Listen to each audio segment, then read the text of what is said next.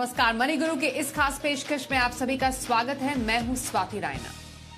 RBI ने ब्याज दरें एक बार फिर से बढ़ाई हैं, यानी अब आपके जेब पर बोझ बढ़ने वाला है। ऐसे में अब इस बोझ को आप सही जगह निवेश करके कम कर सकते हैं। आज हम जानेंगे बढ़ती ब्याज दरों का आपके निवेश पर क्या असर होगा और साथ ही बढ़ती महंगाई से बचने के लिए क्या आपको अपने निवेश में कुछ बदलाव करने की जरूरत है। इस पर आइए अब अच्छे से बातचीत करते हैं। हमारे साथ दो खास मेहमान हैं, परिचय करा दें। हमारे साथ है जानी मानी ऑथर और एनआईएसएम में प्रोफेसर मोनिका हलन और फिनसेफ की फाउंडर मृन अग्रवाल हमारे साथ हैं। मोनिका और मृन, आप दोनों का बहुत स्वागत हम करते हैं मनी गुरु में आज। वैसे ये तो एक्सपेक्टेड ही था कि एक बार फिर से ब्याज दरों में बढ़ोतरी की जाएगी, पर इस बार मोनिका मैं आपसे शुरुआत करूं तो इस बार की पॉलिसी में आपको क्या खास लगा, मतलब जो टेक अवेज हम कह सकते हैं इस बार की पॉलिसी से, क्योंकि महंगाई अभी भी चिंता बनी हुई है, ब्याज दरें बढ़ी हुई हैं, आगे भी हो सकता है कि ब्याज दरों में और बढ़ोतरी हो। क्या हमें चिंतित होने की जरूरत है, कंसर्न होने की जरूरत है, या फिर एक नॉर्मल कोर्स ऑफ एक्शन है? बात यह है, इस समय पूरी दुनिया में एक तरह से तूफान आया हुआ है। काफी अलग अलग चीजों की वजह से, युद्ध की वजह से, इन्फ्लेशन की वजह से, रिसेशन की वजह से। तो और इस माहौल में जहां उनकी ग्रोथ बिल्कुल एज के ऊपर है, यूरोप में वॉर का, जो न्यूक्लियर वॉर है, उसका चांस अभी है। उस सब स्थिति में जो भारत, ऐसा लगता है कि जैसे गोवर्धन पहाड़ के नीचे कुछ हद तक सुरक्षित है, क्योंकि जो इस समय के आंकड़े आ रहे हैं, डेटा आ रहा है। तो जो मुझे लगा, जो गवर्नर आरबीआई ने इस बार कहा, वो ये कहा है कि भारत काफी हद तक सुरक्षित है। हमको, क्योंकि दुनिया में इस तरह का तूफान आ रहा है, हमको, और इस वजह से हमारा भी इन्फ्लेशन पे असर है और रुपी प्रेशर पे है, तो हम उस तरह से कुछ कदम उठाएंगे।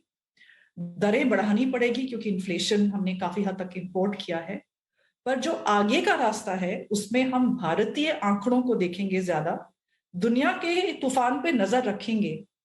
पर सिर्फ क्योंकि यूएस फेड रेट बढ़ा रहा है, इस वजह से भारत नहीं बढ़ाएगा।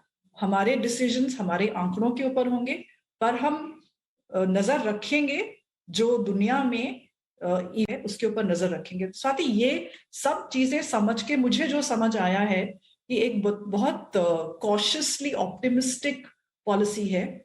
और जो भारत में इन्फ्लेशन है, एक चीज आई थिंक हम सबको समझ लेनी चाहिए कि भारत में जो इन्फ्लेशन है वो 4-4.5 से बढ़कर 7 हुई है, और FY24 में उसको वापस 5 पे आने का अनुमान है।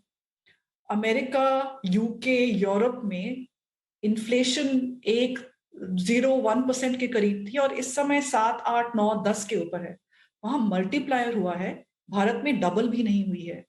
तो हमको ये सब सोच के ये देखना चाहिए कि हाँ, दरें बढ़ रही हैं, ब्याज बढ़ेगा, पर एफडी रेट भी बढ़ेंगे। तो एक तरह से एक हाथ से जाएगा और दूसरे हाथ से हो सकता है जो निवेश कर रहा है ठीक से उसके हाथ में भी आए।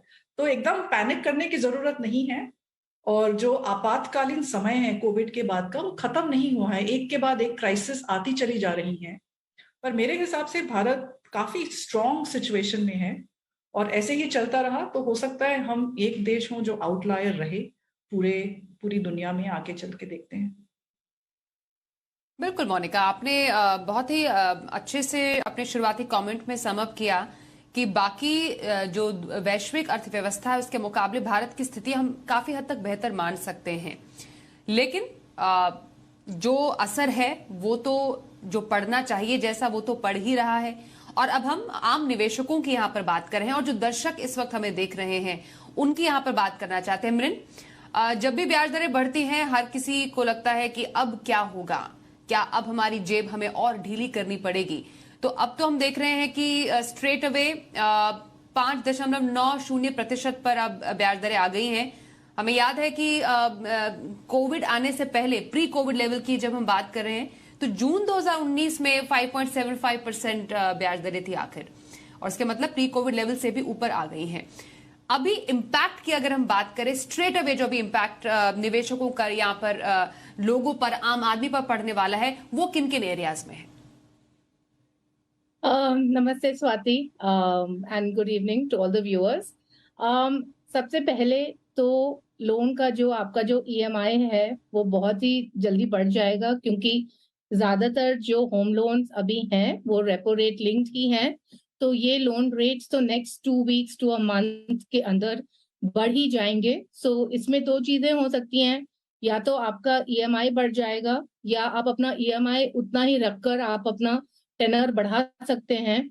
तो ये आपको अपने लोन के हिसाब से देखना है कि आपको क्या करना है। तो सबसे बड़ी चीज जो होने वाली है ऑफ कोर्स इसकी, हमारा जो लोन का जो आउटगो है, जो ईएमआई है वो बढ़ने वाला है। Second thing, again, longer term debt funds will be more impacted than the shorter term debt funds. And of course, I think markets do continue to be very, very volatile.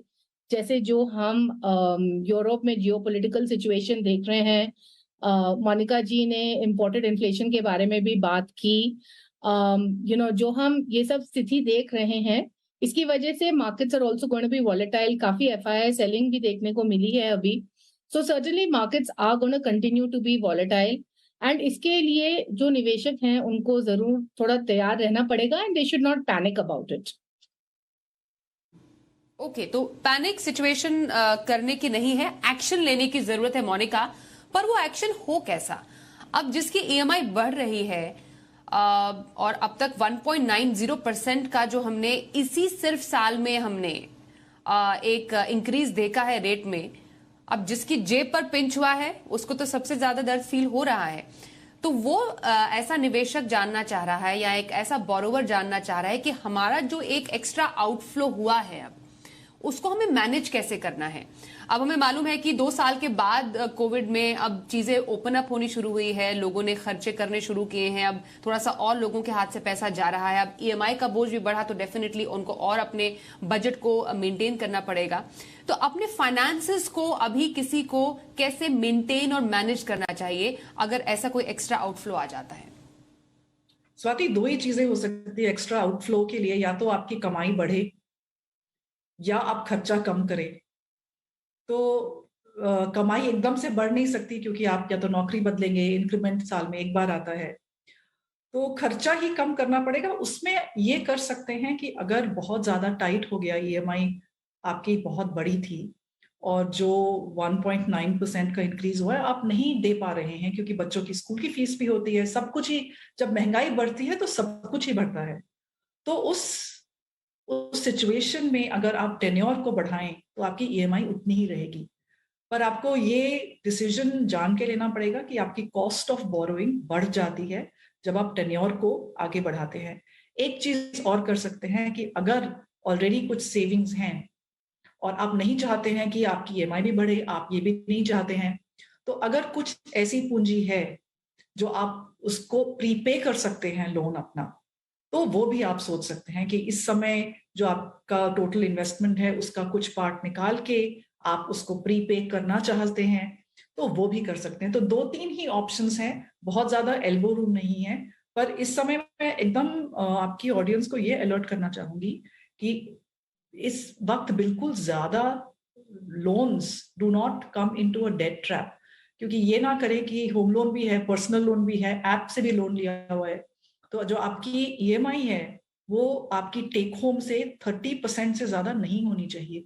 तो इस number के ऊपर आप पूरा ध्यान रखें कि इसके ऊपर अगर बढ़ता है तो आप कुछ भी करके उस लोन को प्रीपे करें, ईएमआई को उसके दायरे में ही रखें।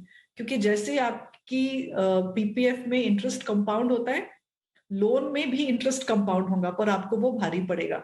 तो बहुत जरूरी है कि आप अपना एक बार पूरी फाइनेंसेस को देखें कि कितना घर पे खर्च हो रहा है, कितना प्रतिशत सेव हो रहा है, कितनी बचत निवेश कर रहे हैं, और जो ईएमआईज हैं टोटल सारी ईएमआईज टेक होम से 30% से ज्यादा ना हो। एब्सोल्युटली, ये आपने बहुत इंपॉर्टेंट पॉइंट यहाँ पर मोनिका बोला माफ कीजिए। इनफैक्ट अभी एक ऐसा टाइम भी है दिवाली के आसपास का या त्योहार के आसपास का, कई लोगों को बोनस मिलते हैं और कई जो एक लमसम अमाउंट लोगों के हाथ में आता है वो चाहते हैं कि जल्द से जल्द पहले अपने कर्ज से छुटकारा पाएं। डेफिनेटली हम आगे आने वाले टाइम में तो देखेंगे ही कि रेपो रेट बढ़ रहा है, तो बैंक भी अपने अब ब्याज दरें बढ़ाने शुरू कर देंगे अलग अलग लोन्स पर। मृण, जैसा मोनिका ने बताया कि प्री पेमेंट एक अच्छा ऑप्शन हो सकता है, लेकिन जिसके पास उतना अभी एक अमाउंट ना हो, क्योंकि ये भी एक बहुत सवाल हमारे पास आता है कि मेरे पास एक लमसम अमाउंट है, मेरी एसआईपी भी चल रही है और मेरी ईएमआई भी चल रही है, तो मुझे उन दोनों में से प्रेफरेंस किसको देना चाहिए? अपने लोन को प्रीपेमेंट करने में प्रेफरेंस देना चाहिए या फिर अपनी पूंजी को बढ़ाने में प्रेफरेंस देना चाहिए? तो कौन सा सिचुएशन फिट बैठ सकता है अगर हम एक हाइपोथेटिकल सिचुएशन की बात करें? मृण, देखिए, मैं तो यही कहूंगी that it's better to be debt free as early as possible. जितनी जल्दी हो सके आप सारे लोन खत्म कर दें। बट ये मेरे लिए कहना बहुत आसान है। एक्चुअली ना, ये जो सवाल उठता है इसका जो इसका जो सोल्यूशन है वो इंसान के ऊपर डिपेंड करता है कि उनका माइंडसेट क्या है, कि उनको डेट फ्री जल्दी होना है या उनको अपने रिटर्न्स बढ़ाने हैं। एंड अगेन ये सब कैलकुलेशन करने में again it's very easy to say कि अच्छा लॉन्ग टर्म में हमें इक्विटी में इतना रिटर्न आएगा और लोन का रेट जो है वो अब 8% पर भी उससे कम है। बट ये रियलिटी में एक्चुअली वर्कआउट नहीं होता है, because people are not able to stay invested, right? तो हम ये सोचते हैं कि अच्छा मुझे इक्विटी में एक 10% रिटर्न आ जाएगा लॉन्ग टर्म में, तो मैं अपनी एसआईपी चालू रखता हूँ और इधर ईएमआई भी चालू रखते हैं, क्योंकि इधर 8% रेट हो गया है, फिर भी मेरा इक्विटी में ज्यादा बन रहा है। बट द प्रॉब्लम इज कि a lot of people do not remain disciplined, and that's where the biggest problem is. So my suggestion again would be कि आप जितनी जल्दी हो सके अपने लोन सारे खत्म कर दीजिए, and I think you will be much more peaceful. Of course it's very important कि एक राइट बैलेंस होना चाहिए। ऐसे भी नहीं कि आप बस सारे जो अगर आपके पास कुछ भी अभी लमसम अमाउंट है कि आपने सारा बस लोन की तरफ ही डाल दिया।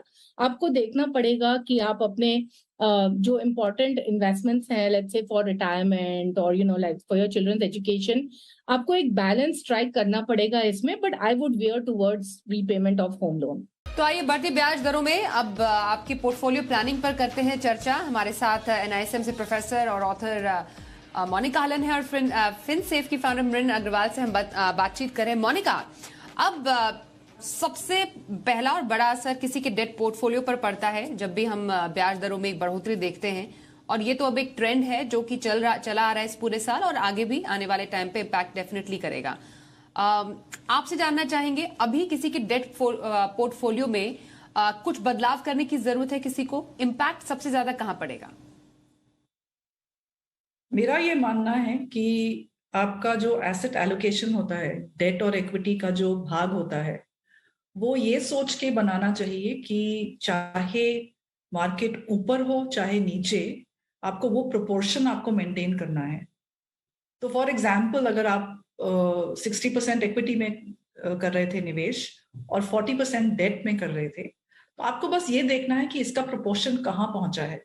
अगर 60 का 70 हो गया इक्विटी, तो आपने इक्विटी बेच के डेट प्रोडक्ट खरीदना है, और अगर उल्टा हुआ है तो डेट बेच के आप इक्विटी खरीदेंगे।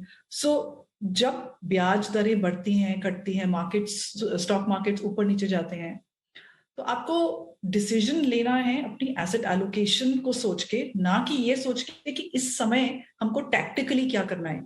जो टैक्टिकल मूव्स होते हैं वो या तो बहुत हाई नेटवर्थ इन्वेस्टर्स के होते हैं, फैमिली ट्रस्ट वगैरह के होते हैं, बट जो एवरेज रिटेल इन्वेस्टर है, ना तो क्षमता है आपको टैक्टिकल मूव्स करने की, और शायद ना इतना कॉर्पस होता है कि आप सक्सेसफुली उसको कर पाए।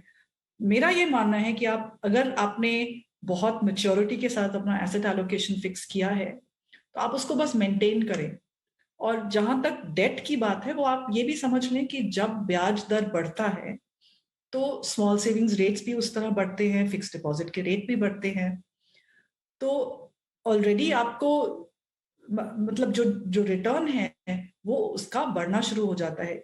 और मेरा ये मानना है कि जो अगर आप म्यूचुअल फंड्स खरीद रहे हैं, डेट फंड्स खरीद रहे हैं, आपको उसमें रिस्क ज्यादा नहीं लेना चाहिए। अपने शॉर्ट टर्म जो नीड्स हैं उसके लिए खरीदने चाहिए। और उसमें सेबी का जो रिस्कोमीटर है उसमें आपने लो देखना है, मतलब क्रेडिट रिस्क लो है, लिक्विडिटी रिस्क जो है वो लो है, और जो इंटरेस्ट रेट रिस्क है वो लो है।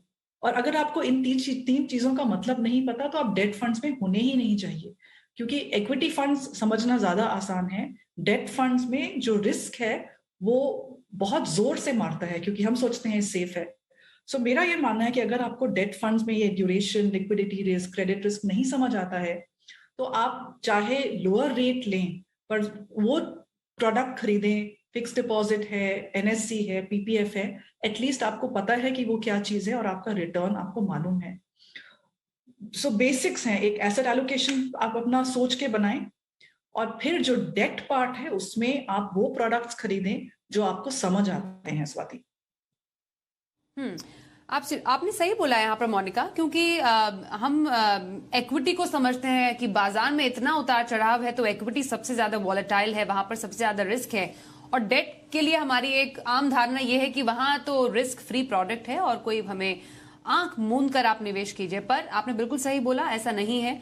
आपको डेट में हर किस्म के रिस्क के बारे में सही जानकारी होनी चाहिए और उसके बाद आप एक डेट में सही स्ट्रैटेजी बना सकते हैं। और एसेट एलोकेशन बहुत इंपॉर्टेंट है।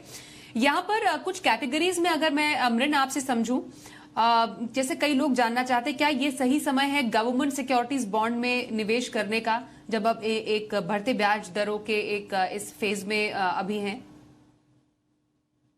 देखिए, मेरा हर समय से ये मानना है कि जो डेट का जो मैनेजमेंट है ना वो एक्चुअली बहुत मुश्किल है आम आदमी के लिए। And I really feel that the better way to do it is through mutual funds. आजकल मैं देख रही हूँ कि बहुत सारे low rated high risk bonds and NCDs available हैं जिसमें रिटर्न्स काफी हाई हैं, 9 to 10%। फिर काफी लोग सोच रहे हैं कि जो गवर्नमेंट का रिटेल डायरेक्ट बॉन्ड है वो भी खरीद सकते हैं। But I tell you honestly, इसमें ना देखिए जो लो रेटेड बॉन्ड्स हैं उसमें इन्वेस्टर को एक्चुअली रिस्क पता नहीं चल पा रहा है। एंड इट्स ओनली जब कोई इवेंट होगा कि उनको रिस्क पता चलेगा। Now with the longer term government bonds, अगर आप by two hold, if you can hold it for 10 years तो ठीक है, बट बीच में अगर आपको निकलना है तो प्राइस ऑफ द बॉन्ड क्या है, लिक्विडिटी क्या है, ये सब ऑनेस्टली आई फील आम आदमी के लिए मैनेज करना बहुत मुश्किल है। So I have always recommended 2 categories in debt funds. अगर आपका होल्डिंग पीरियड 3 साल से नीचे का है तो ultra short duration debt fund, और अगर आपका होल्डिंग पीरियड 3 साल से ऊपर का है तो शॉर्ट ड्यूरेशन डेट फंड।